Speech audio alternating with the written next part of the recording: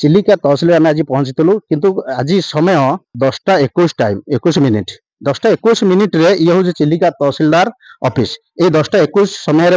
Officer आसी ना एठी देखु मु टाइम धार कर 10:21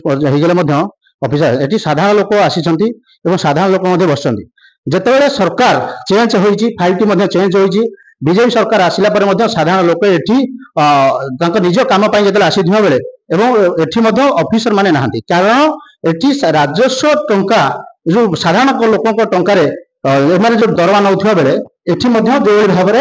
एठी आज पर्यटन 10:20 हेले ऑफिसर आसी ना ये हूँ से विभाग अधिकारी चेयर ये हूँ से चेयर देखो संपूर्ण भाव में जड़े 2 जन ऑफिसर जदि उपस्थित थिबा बेले आ बाकी ऑफिसर माने कहीं ना ये देखो ये गोटे टेबुल जो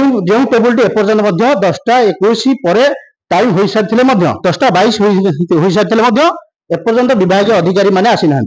से नुह खाली से नुहे ये से चेयर जो साधारण लोक कार्य हवा कथा साधारण लोक आसिक अपेक्षा कर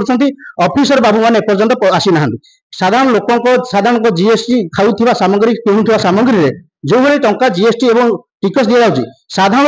लोक टंकार दरमा नौ ऑफिसर बाबू मैंने किंतु ये चेयर खाली पड़ी मन इच्छा आसुंच मन इच्छा जाऊँ आम तहसिलदार प्रतिक्रिया ना तहसिलदार आसी प्रतिक्रिया ना देखा ऑफिस को जाए ये से चेयर जो बारंबार लोक अभियोग आसूला जहाँफल खबर प्रसारण में आज बाध्य करूँ किंतु एटी कौन ऑफिसर आसवा मन मानी देखा मिली साधारण लोक अच्छा साधारण लोक ये आसुँच कार्य अपेक्षा कर घंटा घंटा धरी आसुँच किंतु ऑफिसर माने ना कारण रही कौटी जो साधारण लोक पैसा ऑफिस चलुची साधारण लोक टंकार ऑफिस चलुची से ही दरमा साधारण लोक पैसा दरमा नौ जहाँफल कहीं आज ऑफिस मनमुखी शासन देखा मिली किंतु चेयर खाली पड़ी ऑफिसर बाबू मैंने ना टंका तो ने किंतु ऑफिसर बाबू मैंने कहीं आज पर्यटन आसी ना आम अच्छा माँ मैंने प्रतिक्रिया आज्ञा केत आसे आसे 15 मिनिट आज कौन पे आसीचु आम जगाबारी विषय आसीचु काम रे आम जगाबारी विषय जोर जबरदस्ती घर करूंती लोक बोली आसीचु आगु केतर आस्तले नहीं आम आगु कोर्ट को जाइथिलु सेठी जाइथिलु आम या बुला केटी कलेक्टर ऑफिस काली जाइथिलु कलेक्टर ऑफिस रु एठु गले आरे सेठी बंद करथिले फिर भी आज से घर तळुची एठु भी ऑफिसर जाइथिले बंद करिया पई दिशा जोर जबरदस्ती को पंचायत हमर छकुड़पुर पंचायत अच्छा बिरीबारी पंचायत अच्छा ठीक अच्छा ऑफिसर माने ओतन आसी नाहंदी खाली पड़ी चेयर टेबल का सहित जोगाजोग कलेडी ऑफिसर तो आसी नाहंदी जोगाजोग का संगे करिबु एमि सब बेले ताले देखियो मुळुची कहि परबु ना हम त आज आसी हम आज कथा कहबु ना हां आज कथा दुखन नाहंदी तो हां निश्चित भाव आमे प्रतिक्रिया नथिले ऑफिसर बाबू नाहंदी 15 मिनिट हेलानी किंतु टाइम अधिक समय बीती जाइले एपर्यंत ऑफिस समस्त चेयर पड़ी खाली मन मानी कर आज्ञा आपण ना को मना समिता बेहरा कोठु आस्तले हमर छकुड़पुर हां कोड आस्तले आसीतले जगह बेरे विषय रे अच्छा का सहित जोगाजोग करन ऑफिसर को सार को ने के अपेक्षा करके बसिचु आसी बेले कथा के देखा बोली का अच्छा के आसी ना ऑफिसर मान नहीं आसी ना निश्चित आपण परिचय सीनियर क्लर्क केतो टाइम हेला टाइम ओवर हेलानी देखु टाइम 10:25 हेलानी 10:30 भीतर आसो 10:30 नहीं सरकार नियम बदली जाइए भी आपण 10:15 पर दरमा नाही आपण एबे 10:30 भीतर आसुछु नहीं साधारण लोक आसुछन साधारण लोक टंका रे आपण माने एठी अछंती 10:30 भीतर आसछु 10:25 हेला 10:30 भीतर सब बेले सरकार टाइम केते 10 ରୁ 10:30 10 ରୁ 10:30 हां ठीक अछि आमे तहसील प्रतिक्रिया नबा जो 10 ରୁ 10:30 सरकार टाइम करछन 10:25 रे आसी पहुंचंती बोली बुझि नबा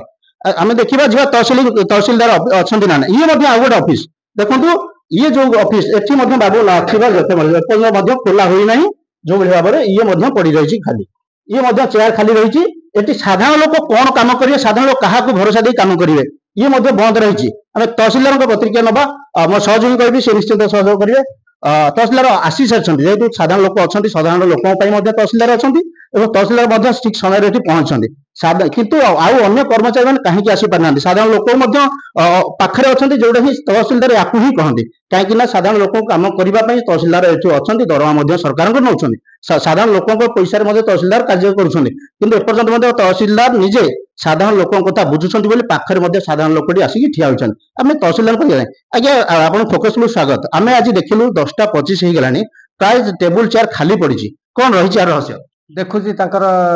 କାହିଁକି ଏମିତି ମାନେ ଟାଇମ ରେ ଟିକେ ଡେରିରେ ଆସୁଛନ୍ତି, ମୁଁ ତାଙ୍କୁ ଆଜି ୱାର୍ଣ୍ଣିଂ ଦଉଛି। ପରବର୍ତ୍ତୀ ସମୟରେ ଆମେ ତାଙ୍କ ବିରୁଦ୍ଧରେ ଆକ୍ସନ ନେବା। ମୁଁ ଆଜି ତାଙ୍କୁ ୱାର୍ଣ୍ଣିଂ ଦଉଛି। ଅଫିସ ଟାଇମ 10ଟାରୁ 5:30। ନିହାତି କୋଉଦିନ କାମ ଅଧିକ ପଡିବ,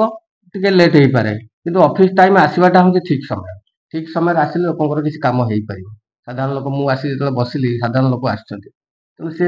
କିଏ 10 କିଲୋମିଟର, କିଏ 15 କିଲୋମିଟର, କିଏ ଦୂରରୁ ସବୁ ଆସିଛନ୍ତି। ତେଣୁ ତାଙ୍କ କାମ ଆମ କରିବାଟା ହଉଛି ପ୍ରାୟୋରିଟି, ଫାଷ୍ଟ ପ୍ରାୟୋରିଟି। ମୁଁ ଦେଖୁଛି କୋଉମାନେ ଡେରିରେ ଆସୁଛନ୍ତି, କଣ ହେଇଛି, ମୁଁ ତାଙ୍କ ବିରୁଦ୍ଧରେ ଆକ୍ସନ ନେବି। କାଲି ମଧ୍ୟ ଏଇଭଳି ଘଟଣା ଆମେ ଦେଖିଥିଲୁ, ଭିଡିଓ କହିଦେଇଥିଲା, ଆପଣ ତାଗିଦ କରିଦେଲେ, ଆମେ ଦେଖିଥିଲୁ। ଆମେ ଦେଖୁଛୁ ଆପଣ ଏଠି ସାଧାରଣ ଲୋକ ଅଛନ୍ତି, ଆପଣ ଟାଇମ ହିସାବରେ ଆସୁଛନ୍ତି, ସାଧାରଣ ଲୋକ କାମ କରୁଛନ୍ତି, କିନ୍ତୁ ଆପଣଙ୍କର ଯଦି ଆପଣ ତହସିଲଦାର ଯୋଉ ହିସାବରେ ଆପଣ ପହଞ୍ଚି ପାରୁଛନ୍ତି, ଆପଣଙ୍କର ତଳେ ରହିଥିବା ଅନ୍ୟ କର୍ମଚାରୀ କାହିଁକି ଆସୁନାହାନ୍ତି? କାରଣ ମୁଁ ଆଜି ତାଙ୍କ ବିରୁଦ୍ଧରେ ଆକ୍ସନ ନେଉଛି। ଠିକ ଟାଇମରେ ଯେମିତି ଆସିବେ ସେ ବ୍ୟବସ୍ଥା ବି ମୁଁ କରୁଛି। ନିଶ୍ଚିତ ଭାବରେ ଆମେ ଯୋଉ ତହସିଲଦାରଙ୍କ ପ୍ରତିକ୍ରିୟା ନେଲେ, ଆମେ ଦେଖିଲେ ଗୋଟେ ତହସିଲଦାର ତାଙ୍କ ଠିକ ସମୟରେ ଆସି ପହଞ୍ଚନ୍ତି ଏବଂ ଲୋକଙ୍କ ପ୍ରତିକ୍ରିୟା, ଯୋଉ ସାଧାରଣ ଲୋକଙ୍କ ପ୍ରତିକ୍ରିୟା ନଥିଲେ ତହସିଲଦାରଙ୍କ ପ୍ରତିକ୍ରିୟା ମଧ୍ୟ ନେଲେ ଏବଂ ଏଭଳି ମଧ୍ୟ ସାଧାରଣ ଲୋକଙ୍କର କାର୍ଯ୍ୟ ମଧ୍ୟ କରୁଛନ୍ତି। ଏଇ ସାଧାରଣ ଲୋକ ଘଣ୍ଟା ଘଣ୍ଟା ଧରି ଅପେକ୍ଷା କରୁଥିବା ବେଳେ କାହିଁକି ଏପର୍ଯ୍ୟନ୍ତ ଏ ମନମୁଖୀ ଶାସନ ଚାଲିଛି, କାହା ଅଧୀନରେ ଚାଲିଛି, କାହା କିଏ ଦଉଛି ଏମାନଙ୍କୁ ସାହସ, ଏବଂ ଏଇ ଯୋଉ କାର୍ଯ୍ୟ ଚାଲୁଛି ମନ ଇଚ୍ଛା କାହିଁକି? ଏବଂ ଟାଇମ 10:30 ଏପର୍ଯ୍ୟନ୍ତ ମଧ୍ୟ ବାଜି ଯାଇଥିଲେ ମଧ୍ୟ ତହସିଲଦାର ନିଶ୍ଚିନ୍ତ ଭାବରେ ସେ ପହଞ୍ଚନ୍ତି ଏବଂ ଲୋକଙ୍କ କଥା ବୁଝୁଥିଲେ, କିନ୍ତୁ ଏଠି ଅନ୍ୟ କର୍ମଚାରୀ ମାନେ ଏପର୍ଯ୍ୟନ୍ତ ଆସିନଥିଲେ। କଣ ରହିଛି ରହସ୍ୟ ଏବଂ କାହିଁକି ୟାଙ୍କ ପ୍ରତି କିଏ ନେବ ଆକ୍ସନ? ସରକାର ବଦଳିବା ପରେ କାହିଁକି ଅଫିସର ମାନେ ବଦଳି ନାହାନ୍ତି, ତାହାକୁ ସରକାର କେବେ ଚିନ୍ତା କରିବେ, ତାହା ଦେଖିବା ବାକି ରହିଲା। ଚିଲିକାରୁ ସୁଧୀର କୁମାର ବେରା, ଫୋକସ ପ୍ଲସ।